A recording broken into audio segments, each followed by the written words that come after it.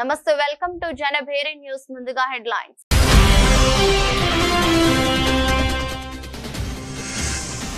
మధ్యవర్తిత్వాన్ని భారత్ ఎన్నికకి అంగీకరించింది. ట్రంప్ తో మోదీ.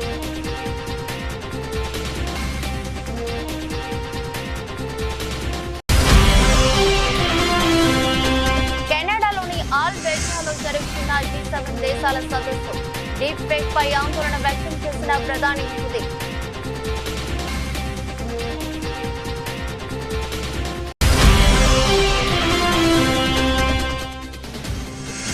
ఖమేనీపై ప్రస్తుతానికి చర్యలుందనున్న ట్రంప్. ఇరాన్ బేషరతుగా లొంగిపోవాలని డిమాండ్.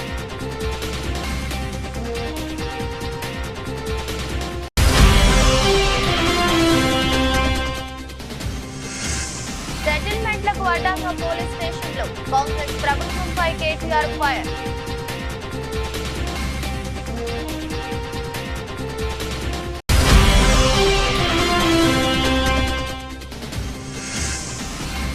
చంద్రబాబుకు భయం పుట్టాలి. కార్యకర్తలకు చెవిరెడ్డి వాయిస్ మెసేజ్.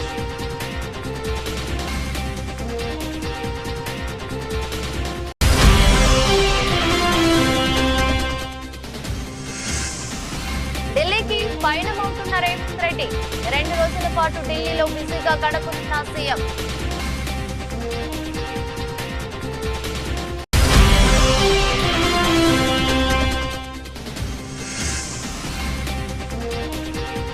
యుద్ధ భయాలు, నష్టాలతో ముగిసిన స్టాక్ మార్కెట్లో. ఇటీవలే భారత్ పాక్ మధ్య ఉద్రిక్తతలను తానే ఆపానని, 2 దేశాల మధ్య జరిగిన కాల్పుల విరమణ ఒప్పందం తన ఘనతే అని అమెరికా అధ్యక్షుడు డొనాల్డ్ ట్రంప్ పదే చెప్పుకుంటున్న విషయం తెలిసిందే. ట్రంప్ ప్రకటనపై ప్రతిపక్షాలు తీవ్ర అభ్యంతరం వ్యక్తం చేస్తున్నాయి. ట్రంప్ ప్రకటనపై మోదీ మౌనం వీడాలని, ఆయన వ్యాఖ్యలపై స్పష్టతనివ్వాలంటూ డిమాండ్ చేస్తున్నాయి. ఈ నేపథ్యంలో పాక్ తో కాల్పుల విరమణ ఒప్పందంలో అమెరికా పాత్రపై ప్రధాని తొలిసారి స్పందించారు. మధ్యవర్తిత్వాన్ని భారత్ ఎన్నటికీ అంగీకరించదని స్పష్టం చేశారు.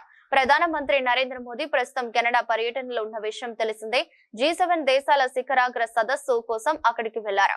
ఈ సందర్భంగా సదస్సులో అమెరికా అధ్యక్షుడు డొనాల్డ్ ట్రంప్ తో మోదీ సమావేశం కావాల్సింది. అయితే ఇజ్రాయెల్, ఇరాన్ మధ్య నెలకొన్న ఉద్రిక్తతల నేపథ్యంలో ఉన్నపలంగా ట్రంప్ కెనడా నుంచి అమెరికా వెళ్లిపోయారు. దీంతో ప్రధాని మోదీ ట్రంప్ తో ఫోన్ లో మాట్లాడారు.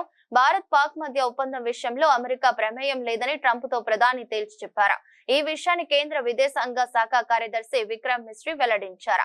దాదాపు 35 నిమిషాల పాటు ఇద్దరు ఫోన్ లో సంభాషించినట్లు చెప్పారు. ఈ సందర్భంగా ఆపరేషన్ సింధూర్ వివరాలను ట్రంప్ కు మోదీ వివరించినట్లు తెలిపారు. 2 దేశాల మధ్య కాల్పుల విరమణ ఒప్పందానికి మిలిటరీ స్థాయి చర్చలు జరిగాయన్నారు. ఇతరుల మధ్యవర్తిత్వాన్ని భారత్ ఎన్నటికీ అంగీకరించబోదనే విషయాన్ని అమెరికా అధ్యక్షుడికి మోదీ స్పష్టంగా చెప్పినట్లు మిశ్రీ వివరించారు. డీప్ ఫేక్ ఆర్టిఫిషియల్ ఇంటెలిజెన్స్ పై ప్రధాని మోదీ ఆందోళన వ్యక్తం చేశారు. AI జనరేట్ కంటెంట్ పై వాటర్ మార్కింగ్ లేదా క్లియర్ డిక్లరేషన్ ఉండాలని ఆయన అభిప్రాయపడ్డారు. కెనడాలోని ఆల్బెర్టాలో జరుగుతున్న G7 దేశాల సదస్సులో ఆయన మాట్లాడారు. ఈ సందర్భంగా ఆయన డీప్ ఫేక్ కాంటెంట్ పై ఆందోళన వ్యక్తం చేశారు. AI ఆధారిత సమస్యలను తగ్గించాలని ఆయన సూచించారు. ఆర్టిఫిషియల్ ఇంటెలిజెన్స్ ఇన్నోవేషన్ విషయంలో తలెత్తుతున్న సమస్యలను పరిష్కరించేందుకు గ్లోబల్ గవర్నెన్స్ అవసరమని ప్రధాని మోదీ వెల్లడించారు. ప్రస్తుతం AI యుగం నడుస్తుందని, టెక్నాలజీతో అవసరమైన వ్యవస్థను సురక్షితంగా ఉంచాల్సిన అవసరం ఉందన్నారు. AI అనేది ఎనర్జీ ఇంటెలిజెన్స్ టెక్నాలజీ వ్యవస్థగా మారిందని, టెక్నాలజీ ఆధారిత సమాజాన్ని నిర్మించాలంటే రెన్యూవబుల్ ఎనర్జీ అవసరమన్నారు. సరసమైన, నమ్మదగిన, స్థిరమైన వ్యవస్థలను తీర్చిదిద్దడమే భారతదేశ ప్రాముఖ్యతని మోదీ పేర్కొన్నారు. టెక్నాలజీ వల్ల ప్రజలకు లబ్ధి జరిగితేనే అప్పుడు దాన్ని విలువైనదిగా భావిస్తామని, ఇలాంటి అంశాల్లో ఏ దేశాన్ని కూడా వెనక్కి నెట్టాల్సిన అవసరం లేదన్నారు. భారత్ తన టెక్నాలజీని ప్రజాస్వామ్య పరం చేసిందని, దాంతో ఆర్థిక వ్యవస్థను బలోపేతం చేసిందని, డిజిటల్ పబ్లిక్ ఇన్ఫ్రాస్ట్రక్చర్ ద్వారా సాధారణ ప్రజల్ని బలోపేతం చేసినట్లు చెప్పారు. సమగ్రమైన, సామర్థ్యవంతమైన, బాధ్యతాయుతమైన AI అవసరమని పేర్కొన్నారు.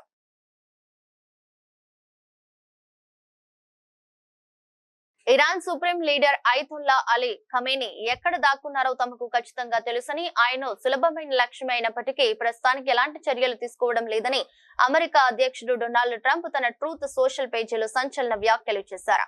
ఈ మేరకు ఆయన తన సొంత సోషల్ మీడియా ట్రూత్ లో పోస్ట్ చేశారు.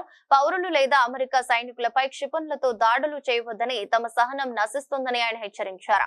ఇరాన్ బేషరతుగా లొంగిపోవాలని కూడా ట్రంప్ డిమాండ్ చేశారు.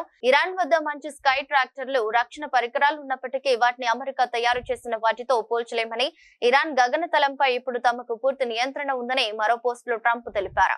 అంతకుముందు కెనడియన్ రాకీస్ లో జరుగుతున్న గ్రూప్ ఆఫ్ 7 G7 సదస్సు నుంచి ట్రంప్ ఆగమేఘాలపై వాషింగ్టన్ కు తిరిగి వచ్చారు. అయితే ఇజ్రాయెల్ ఇరాన్ వివాదంతో తన నిష్క్రమణకు ఎలాంటి సంబంధం లేదని స్పష్టం చేశారు.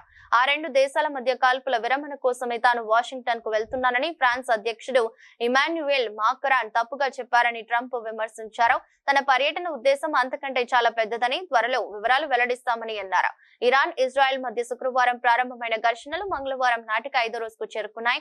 ఇరాన్ అణు కార్యక్రమాన్ని నిర్వీర్యం చేయడమే లక్ష్యమని ఇజ్రాయెల్ ప్రకటించడంతో ఉద్రిక్తతలు మరింత తీవ్రమయ్యాయి.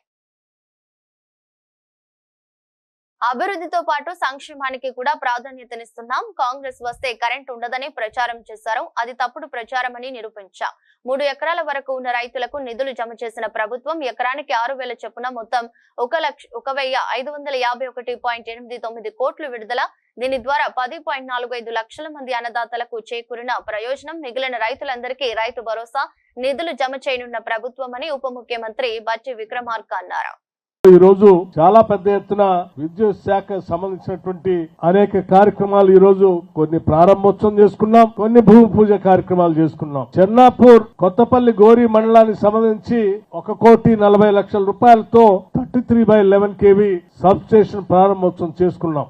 అట్లాగే నూతనంగా మరో 3 సబ్ స్టేషన్లు మంజూర్ నగర్, ధర్మారావుపేట, నవాబ్పేట సంబంధించినటువంటి 3 మండలాలు భూపాల్పల్లి, గన్పూర్, ములుగు, చిట్యాల మండలాలకు సంబంధించి మరొక 7,30,00,000 రూపాయలతో సబ్ స్టేషన్ శాంక్షన్ చేసుకుని ఈరోజు భూమి పూజ కార్యక్రమం చేసుకున్నాం. ఈ ప్రాంతానికి అవసరమైనటువంటి విద్యుత్ అవసరమైనటువంటి ఎన్ని సబ్ స్టేషన్లైనా అవసరం మేరకు ఈ రాష్ట్ర ప్రభుత్వం శాంక్షన్ చేయడానికి సిద్ధంగా ఉందని చెప్పడం కోసం నేను ఈ లెక్కలు చెప్తా ఉన్నా. కాంగ్రెస్ ప్రభుత్వం వస్తే కరెంటు ఉండదని చెప్పి అనేక రకాలుగా ప్రచారం చేశారు. కానీ కొన్ని లెక్కలు తప్పనిసరిగా ప్రజలకి ఇలా ప్రచారం చేసే వాళ్ళకి తెలియాల్సిన అవసరం కూడా ఉంది. కాబట్టి 1-2 లెక్కలు కూడా నేను ఈ సభ ద్వారా రాష్ట్ర ప్రజలకి ఇటువంటి తప్పుడు ప్రచారంతో బతకాలని చూసేటువంటి రాజకీయ నాయకులకు కూడా ఈ సమాచారం చేరాలని ఇక్కడ చెప్పదలుచుకున్నాను.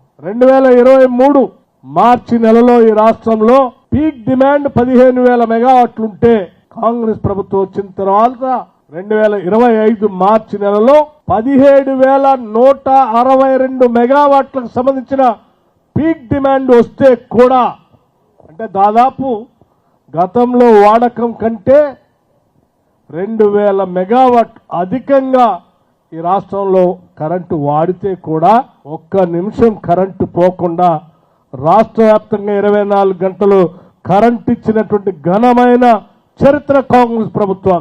మరి ఈ లెక్కలు ఏదో గాలికి చెప్పే కాదు. అంతరాయం లేని విద్యుత్ అందిస్తాం, ఇది కాంగ్రెస్ ప్రభుత్వ అంకిత భావం. రేవంత్ సర్కార్ కృషి బీఆర్ఎస్ కు మింగుడు పడడం లేదు. అప్పుడు అధికార దుర్వినియోగం, ఇప్పుడు కేసుల వణుకు. 9 రోజుల్లో 9,000 కోట్లు, 3.70 లక్షల మందికి రైతు భరోసా సొమ్ములు జమ చేశామని ఐటీ పరిశ్రమల శాఖ మంత్రి దుద్దిళ్ల శ్రీధర్ బాబు అన్నారు. ఈ రోజు చెన్నాపూర్ లో దాదాపు 1,40,00,000 రూపాయలతో మీ ఎమ్మెల్యే గారి చేతుల మీదుగా ప్రారంభోత్సవం చేసుకుని మరి డిప్యూటీ చీఫ్ మినిస్టర్ గారి చేతుల మీదుగా ఈ రోజు మనం అందరం కూడా దాన్ని విద్యుత్తునిచ్చే కార్యక్రమం చేశాం. కొత్తగా ఇక్కడ విద్యుత్ ఉప కేంద్రాలు కావాలని సంవత్సర కాలం నుంచి మీ ఎమ్మెల్యే గారు గండ్ర సత్యనారాయణ గారు మంజూర్ నగరే గాని, ధర్మారావుపేట గాని, నవాబ్పేటకు సంబంధించి కొత్త విద్యుత్ ఉప కేంద్రాలు కావాలని అనేక సందర్భాల్లో మాతో పాటు ఇప్పుడు విద్యుత్ శాఖ మంత్రి ఉప ముఖ్యమంత్రిగా ఉన్న బట్టి విక్రమార్క గారికి అనేక సందర్భాల్లో చెప్పడం జరిగింది. వాటన్నిటిని కూడా దృష్టిలో పెట్టుకొని మరి ప్రధానంగా విద్యుత్తుకు అంతరాయం కలగొద్దు. ఎప్పుడైనా లోడు పెరిగినప్పుడు ఆ లోడుకు సంబంధించి అక్కడ ఉప కేంద్రం మెరుగ్గా ఉంటే వినియోగదారులకు ఇబ్బంది లేకుండా ఉంటదని ఆలోచన చేసి ఈ 3 విద్యుత్ కేంద్రాలను కూడా ఈ రోజు ఇప్పుడే ఇక్కడే శంకుస్థాపన చేసుకున్నాం. దాని పరంగా దాదాపు 8 కోట్ల రూపాయలతో ఈ రోజు ఈ నూతన 33/11 విద్యుత్ ఉప కేంద్రాల శంకుస్థాపన కూడా చేయడం జరిగింది. మనం ఈ రోజు వినియోగదారులకు వారికి సంబంధించిన అవసరాలను దృష్టిలో పెట్టుకొని ఆ రోజు మేము కాంగ్రెస్ పార్టీకి సంబంధించిన మా కార్యకర్త, నాయకుడు, సోదరుడు ఇంటింటికి వెళ్లి మీరు ఒక్కసారి అవకాశం ఇవ్వండి, కాంగ్రెస్ పార్టీకి రాష్ట్రం వచ్చిన తర్వాత ఒక్కసారి మరి మాకు అవకాశం ఇవ్వమని కోరితే ప్రతిపక్షాలకు సంబంధించి ఏమన్నారు? కాంగ్రెస్ వస్తే కరెంట్ ఉండదు చూడు అన్నారు. ఇప్పుడు సంవత్సర కాలం నుంచి ఈ రోజు విద్యుత్తుకు అంతరాయం కలగకుండా నిరంతరం 24 గంటలు ఇచ్చిన కరెంట్ ఇచ్చిన ఘనత కాంగ్రెస్ పార్టీకి సంబంధించిన మా ప్రభుత్వానిది, మా మిత్రులది. దానికి తోడేం చేసినాం?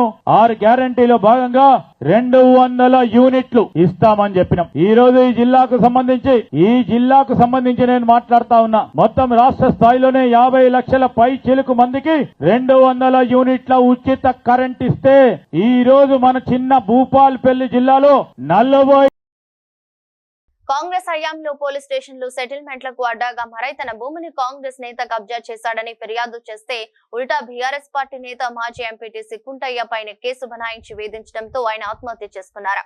సివిల్ మ్యాటర్లో దూరే పోలీసులు సెటిల్మెంట్లు అరాచకాలు చేయడం సమాజానికి ఎంత మాత్రం మంచిది కాదని బీఆర్ఎస్ వర్కింగ్ ప్రెసిడెంట్ కేటీఆర్ మండిపడ్డారు.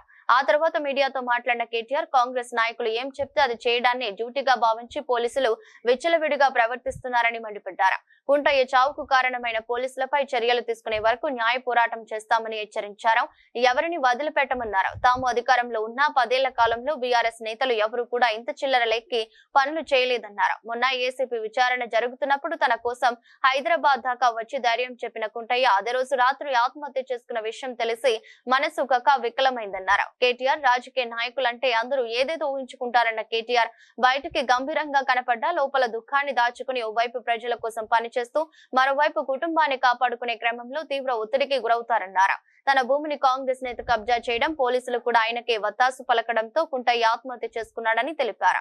విషయం తెలిసిన వెంటనే పార్టీ నేతలను పంపి ఆయనను కాపాడుకునేందుకు సాయశక్తులా ప్రయత్నించినా సాధ్యం కాలేదన్నారు. పార్టీలో నిబద్ధత కల నాయకుడు, నిఖార్సైన గులాబీ సైనికుడు కుంటయ్య. 2 పిల్లల చదువులు, వారి పెళ్లిళ్లు, ఇతర సమస్యలు అన్నిటికీ తనదే బాధ్యత అన్నారు. కేటీఆర్ కుంటయ్య కుటుంబానికి పార్టీ పూర్తి స్థాయిలో అండగా ఉంటుందని హామీ ఇచ్చారు. కుంటయ్యకి జరిగింది రేపు మరొకరికి జరగొచ్చని కేటీఆర్ ఈ అరాచకాలను ప్రభుత్వం అదుపు చేయాలన్నారు.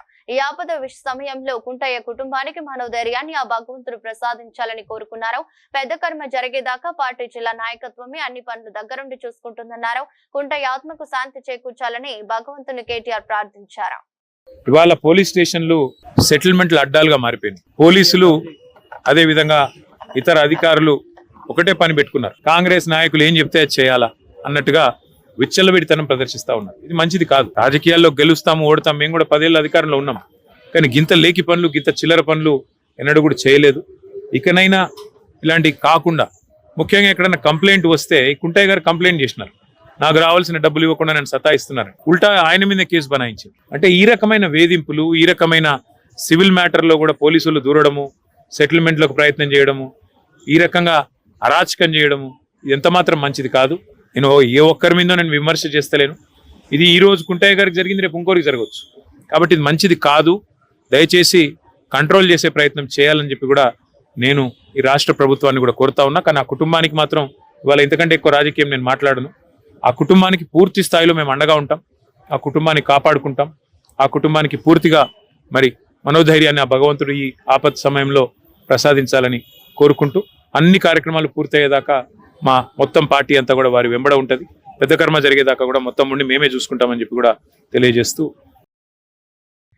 కేసీఆర్ పాలనలో ఏటా నాట్లకు మధ్య రైతు బంధు పడేదని, కానీ కాంగ్రెస్ సర్కారుకు ఓట్లకు మధ్య రైతు భరోసా గుర్తుకు వస్తుందని నర్సంపేట మాజీ ఎమ్మెల్యే పెద్ది సుదర్శన్ రెడ్డి ఎద్దేవా చేశారు.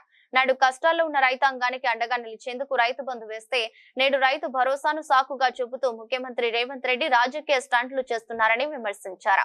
కాంగ్రెస్ పాలనలో రైతు రుణమాఫీ కాక, రైతు భరోసా అందక, ధాన్యం కొనేవారు లేక అన్నదాతల పరిస్థితి అగమ్య గోచరంగా మారిందని ఆందోళన వ్యక్తం చేశారు. మంగళవారం ఆయన తెలంగాణ భవన్ లో మీడియాతో మాట్లాడుతూ స్థానిక సంస్థల ఎన్నికల కోసమే సీఎం రేవంత్ రెడ్డి రైతు భరోసా పేరిట సరికొత్త నాటకానికి తెరతీశారని విమర్శించారు. బజారు భాష మాట్లాడుతూ తెలంగాణ పరువు తీస్తున్నారని మండిపడ్డారు. కాంగ్రెస్ పాలనలో గ్రామాలన్నీ నిర్వీర్యం అయ్యాయని, కానీ సీఎం మంత్రులు ఏదో ఉద్ధరించామంటూ గొప్పలు కొడుతున్నారని విమర్శించారు. కేసీఆర్ పెట్టిన సర్పంచుల బిల్లులతో తమకు సంబంధం లేదని ముఖ్యమంత్రి మాట్లాడటం హాస్యాస్పదమని పెద్ది సుదర్శన్ రెడ్డి మండిపడ్డారు. బిల్లులతో సంబంధం లేకుంటే మరి కేసీఆర్ తెచ్చిన తెలంగాణతో ఆయన కట్టిన సచివాలయంతో ఏం సంబంధం ఉందని నిలదీశారు.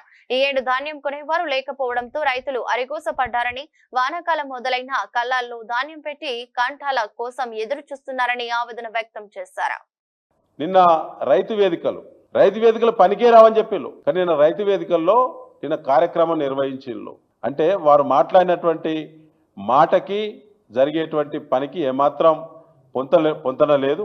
ముఖ్యంగా మిత్రులారా, మీ ద్వారా మేము డిమాండ్ చేస్తూ ఉన్నాం. ఖచ్చితంగా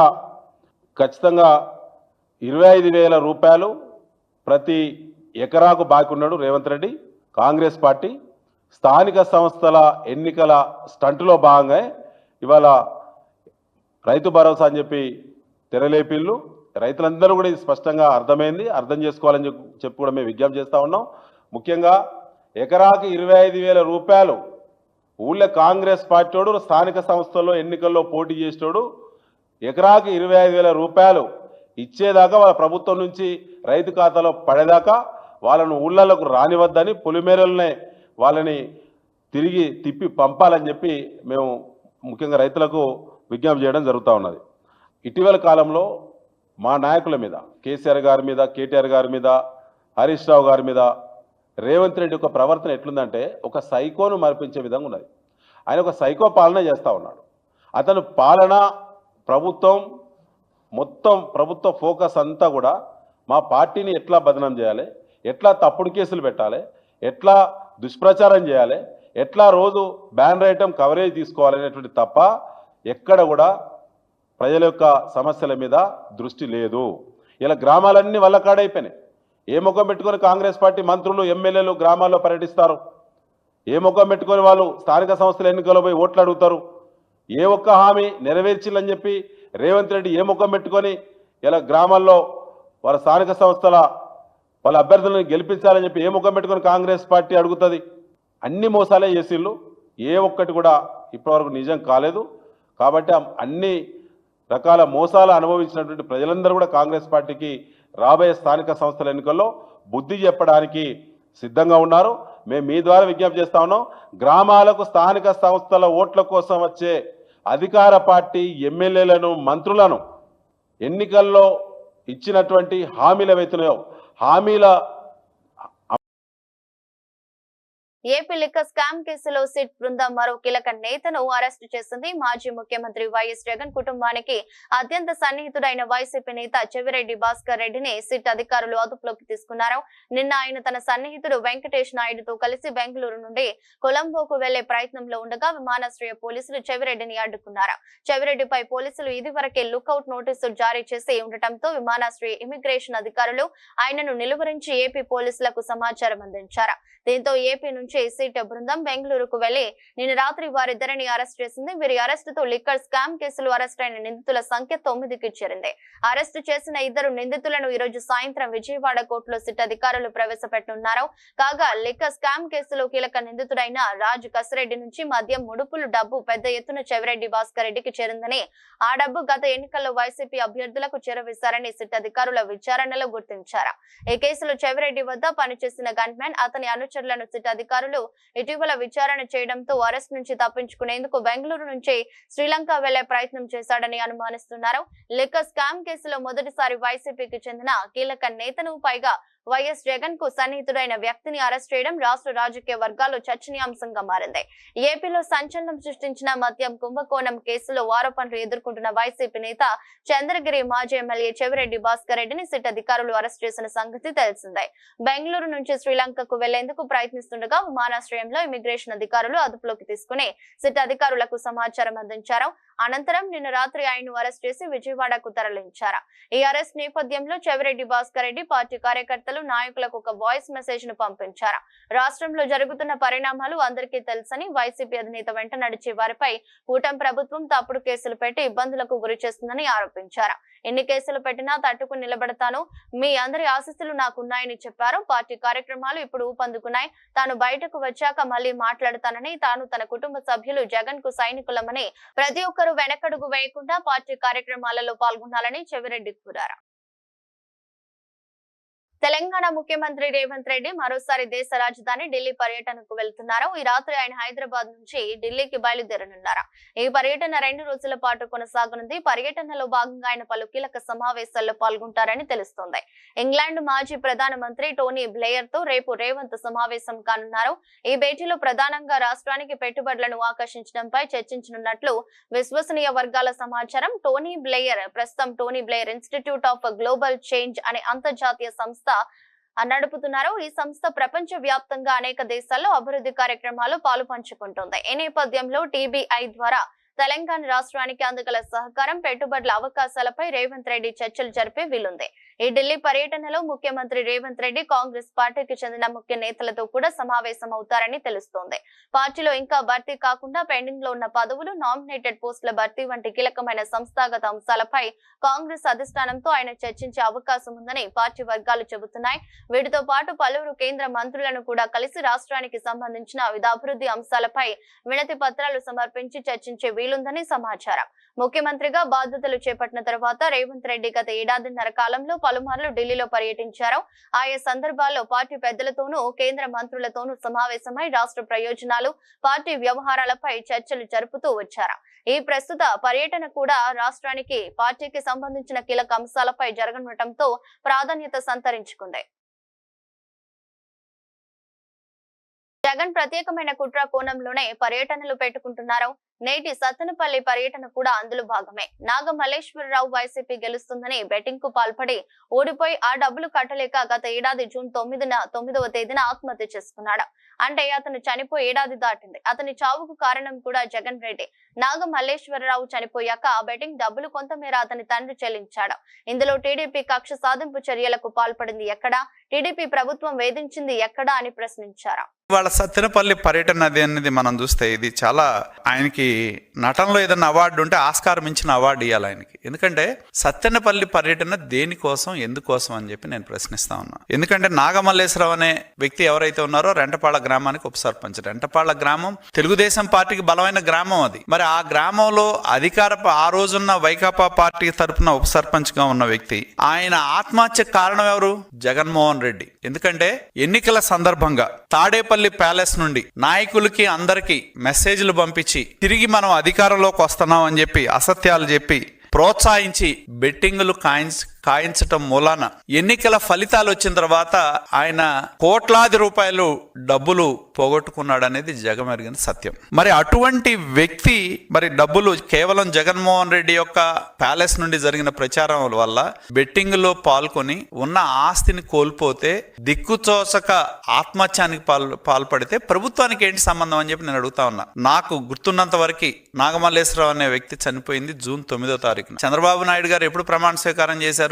జూన్ 12 అనుకుంటా. అంటే ఆయన ఆత్మహత్య చేసుకునేదానికి అసలు ప్రభుత్వమే లేదు, ప్రమాణ స్వీకారమే చేయనప్పుడు అసలు ప్రభుత్వ వేధింపులు అనే ప్రశ్న ఎక్కడ వస్తుంది? నాకు చాలా ఆశ్చర్యం కలిగించేది అదే. అసలు ప్రభుత్వమే మా ప్రభుత్వం ప్రమాణ స్వీకారం చేయకముందు ఆయన వీటి మీద కోట్లాది రూపాయల బెట్టింగ్ లో పాల్గొని ఏ దిక్కు తోచక చనిపోతే ఆత్మహత్య చేసుకుంటే ప్రభుత్వానికి ఏం సంబంధం? అసలు ప్రభుత్వమే ఇంకా ఏర్పాటు కాల, ఫలితాలు వచ్చినాయి.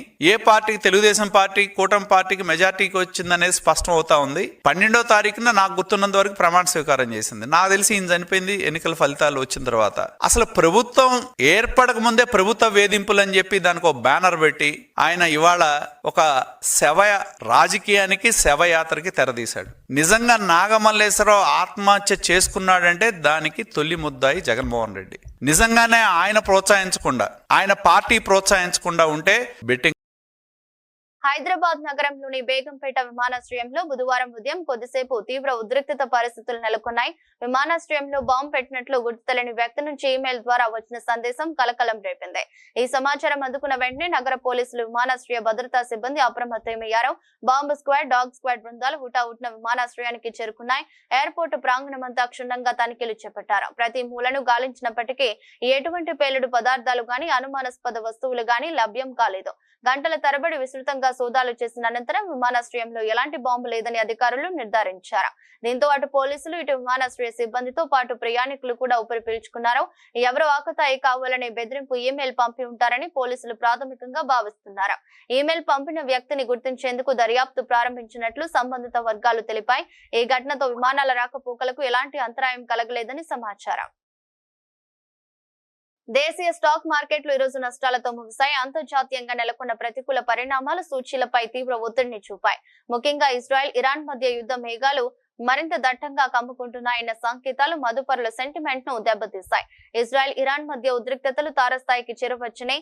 బయలు మార్కెట్లను కుదిపేశాయి. టెహ్రాన్ ను తక్షణమే ఖాళీ చేయాల్సిందిగా అమెరికా అధ్యక్షుడు ట్రంప్ తమ పౌరులకు సూచించినట్లు వచ్చిన వార్తలు ఈ ఆందోళనలను మరింత తీవ్రతరం చేశాయి. ఈ పరిణామాల నేపథ్యంలో ఇరు దేశాల మధ్య ఘర్షణ ప్రాంతీయ యుద్ధంగా మారవచ్చన్న ఆందోళనలు విస్తృతంగా వ్యాపించాయి. దీనికి తోడు అంతర్జాతీయ మార్కెట్లో చమురు ధరలు పెరగడం కూడా సూచీల పతనానికి దోహదపడింది. బీఎస్ఈ సెన్సెక్స్ ఉదయం 81,869 పాయింట్ల వద్ద స్వల్ప లాభాలతో ప్రారంభమైనప్పటికీ ఆ సానుకూలత ఎక్కువసేపు నిలవలేదు. కొద్దిసేపటికే నష్టాల్లోకి జారుకున్న సూచీ రోజంతా అదే బాటలో పయనించింది. ఇంట్రాడేలో 81,427 పాయింట్ల కనిష్ట స్థాయిని తాకిన సెన్సెక్స్ చివరికి 212 పాయింట్ల నష్టంతో 81,583 వద్ద స్థిరపడింది.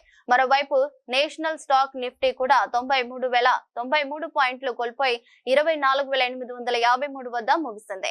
డాలర్ తో పోలిస్తే రూపాయి మారకం విలువ 86.24 గా ఉంది. సెన్సెక్స్ 30 సూచీలో Eternal, Sun Pharma, Tata Motors, Bajaj finance, IndusInd bank షేర్లు ప్రధానంగా నష్టపోయిన వాటిలో ఉన్నాయి. Tech Mahindra, Asian Paints, Infosys, Maruti Suzuki, TCS పేర్లు లాభాలను ఆర్జించాయి. అంతర్జాతీయ మార్కెట్లో బ్రెంట్ క్రూడ్ ఆయిల్ ధర బ్యారెల్ కు $74.28 వద్ద కొనసాగుతుండగా బంగారం ధర ఒక ఔన్స్ కు $3,405 వద్ద ట్రేడ్ అవుతుంది. ఆసీస్ విధ్వంసకర ఆల్ రౌండర్ గ్లెన్ మాక్స్వెల్ టీ20 క్రికెట్ లో మరోసారి తన బ్యాటింగ్ పవర్ చూపించాడు. ప్రస్తుతం అమెరికాలో జరుగుతున్న మేజర్ లీగ్ క్రికెట్ 2025 సీజన్ లో వాషింగ్టన్ ఫ్రీడమ్ జట్టుకు ప్రాతినిధ్యం వహిస్తున్న Maxwell Los Angeles Knight Riders తో జరిగిన మ్యాచ్ లో ఆకాశమే హద్దుగా చెలరేగిపోయాడు. ఈ మ్యాచ్ లో అజయ్ శతకం బాది పలు రికార్డులను తన ఖాతాలో వేసుకున్నాడు. ఒక ల్యాండ్ వేదికగా జరిగిన ఈ మ్యాచ్ లో మాక్స్వెల్ భారీ షాట్లతో ప్రత్యర్థి జట్టు బౌలర్లను ఊచకోత కోశాడు. కేవలం 49 బంతుల్లోనే 2 4లు, 13 సిక్సర్లతో అజేయంగా 106 పరుగులు బాదాడు. ఈ ఇన్నింగ్స్ లో అతని స్ట్రైక్ రేట్ 216.33 గా నమోదు కావడం విశేషం. ఈ అద్భుత ఇన్నింగ్స్ తో మాక్సీ టీ20 క్రికెట్ లో తన 8వ సెంచరీని పూర్తి చేసుకున్నాడు. దీంతో టీ20లో అత్యధిక సెంచరీలు చేసిన ఆటగాళ్ల జాబితాలో భారత కెప్టెన్ రోహిత్ శర్మ, ఆస్ట్రేలియా ఆటగాళ్లు David Warner, Aaron Finch, England star Jos Buttler, ఆస్ట్రేలియాకి చెందిన మైకేల్ క్లింగర్ల సరసన సంయుక్తంగా 4వ స్థానంలో నిలిచాడు. ఈ జాబితాలో వెస్టిండీస్ దిగ్గజం క్రిస్ గేల్ 463 మ్యాచ్ల్లో 22 సెంచరీలతో అగ్రస్థానంలో కొనసాగుతుండగా పాకిస్తాన్ కెప్టెన్ బాబర్ ఆజం, దక్షిణాఫ్రికా ఆటగాడు రిలీ రోసౌ, భారత స్టార్ విరాట్ కోహ్లీ తర్వాత స్థానాల్లో ఉన్నారు. ఈ సెంచరీతో మాక్స్వెల్ మరో అరుదైన ఘనతను కూడా సాధించాడు. టీ20 క్రికెట్ చరిత్రలో 10,500కు పైగా పరుగులు, 170కి పైగా వికెట్లు, 5కు పైగా సెంచరీలు నమోదు చేసిన తొలి ఆటగాడిగా ప్రపంచ రికార్డు సృష్టించాడు. మాక్స్వెల్ ఇప్పటి వరకు టీ20లో 10,500 పరుగులు పూర్తి చేయడంతో పాటు 178 వికెట్లు కూడా పడగొట్టాడు. ఇక గతేడాది స్టీవ్ స్మిత్ నాయకత్వంలో వాషింగ్టన్ ఫ్రీడమ్ జట్టు ఎమ్మెల్సీ టైటిల్ గెలవగా ఈ సీజన్ లో మాక్స్వెల్ జట్టుకు కెప్టెన్ గా వ్యవహరిస్తున్నాడు. వార్తలు ముగించే ముందు మరోసారి హెడ్లైన్స్.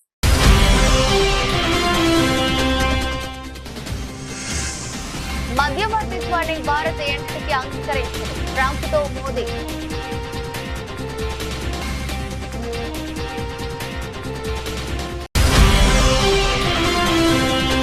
కెనడాలోని ఆల్బెర్టాలో జరుగుతున్న G7 దేశాల సదస్సు. డీప్ ఫేక్ పై ఆందోళన వ్యక్తం చేసిన ప్రధాని మోదీ.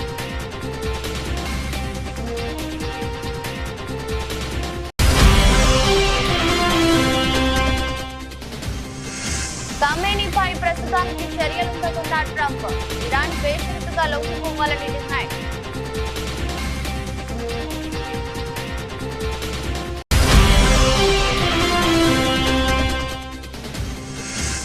సెటిల్మెంట్లకు అడ్డంగా పోలీస్ స్టేషన్లో కాంగ్రెస్ ప్రభుత్వంపై కేటీఆర్ ఫైర్.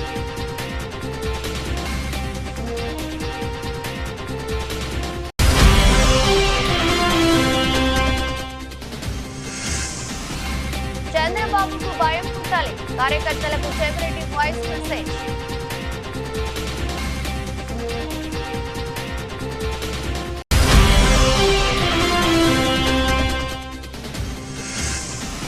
ఢిల్లీకి పయనమవుతున్న రేవంత్ రెడ్డి 2 రోజుల పాటు ఢిల్లీలో బిజీగా గడపనున్న సీఎం.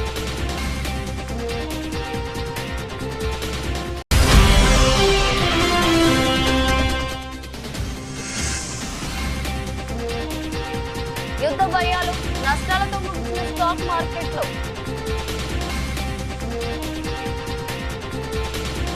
ఇది రోజు బులెటిన్. మరో బులెటిన్ లో మళ్ళీ కలుద్దాం. అంతవరకు సెలవు. నమస్కారం.